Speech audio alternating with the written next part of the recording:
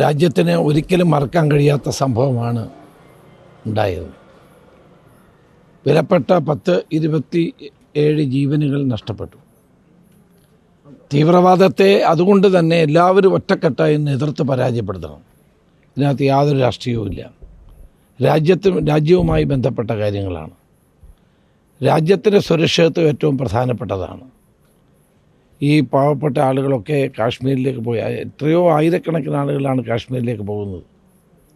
അവിടെ സ്ഥിതിഗതികൾ ശാന്തമാണ് എന്നുള്ള ധാരണയിലാണല്ലോ ആളുകൾ പോകുന്നത്.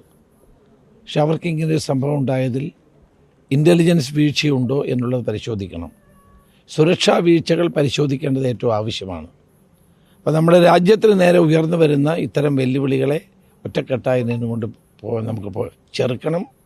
രാജ്യത്തിൻ്റെ സുരക്ഷിതത്വത്തെ, രാജ്യത്തിൻ്റെ ഐക്യത്തിന് വേണ്ടി എല്ലാവരും ഒറ്റക്കെട്ടായി നിൽക്കേണ്ട സമയമാണ്.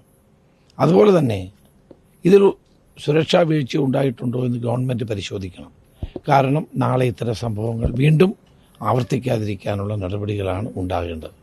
ശ്രീ രാമചന്ദ്രൻ്റെ കുടുംബവുമായിട്ട് എനിക്ക് ബന്ധമുണ്ട്. ഞങ്ങളുടെ നാട്ടിലാണ് അവരുടെ ബന്ധുക്കളുള്ളത്. ഇവിടെ വന്ന് എല്ലാവരെയും കാണാൻ കഴിഞ്ഞു. ഏതായാലും അവരുടെ ദുഃഖത്തിൽ നമ്മളെല്ലാവരും പങ്കുചേരുക. പാർലമെന്റിൽ പ്രത്യേകമായിട്ടൊരു യോഗം ഉണ്ടാവണം എന്നൊരു ആവശ്യം പ്രതിപക്ഷത്തിന് നേരത്തെ അത് മുന്നോട്ട് വെച്ചിട്ടുണ്ട്. ഗവൺമെൻറ് എന്താണ് ചെയ്യാൻ പോകുന്നതെന്ന് നമുക്ക് നോക്കാം. ഓൾ പാർട്ടി മീറ്റിങ്ങിലും കോൺഗ്രസ് പാർട്ടി എടുത്ത നിലപാട് ഗവൺമെൻറ് ഇക്കാര്യത്തിൽ പൂർണ്ണ പിന്തുണ എന്നുള്ളത് തന്നെയാണ്.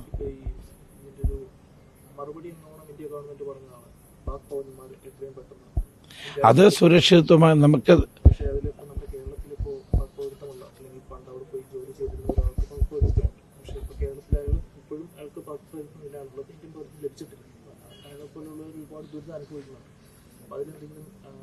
അത് ഗവൺമെൻറ് പരിശോധിക്കേണ്ട കാര്യമാണ്.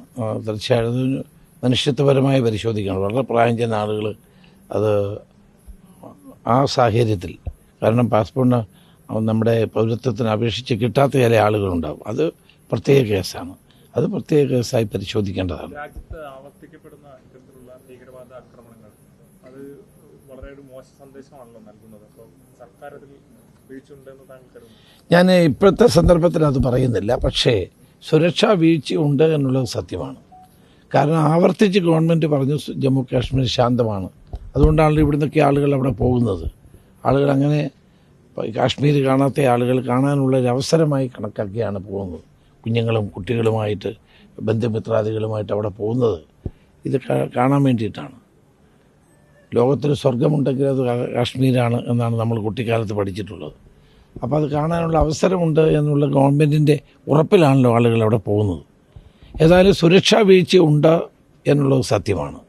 അതിൻ്റെ മറ്റ് കാര്യങ്ങൾ ഗവൺമെൻറ് പരിശോധിച്ച് ജനങ്ങളെ ബോധ്യപ്പെടുത്തേണ്ടത് ആവശ്യമാണ്.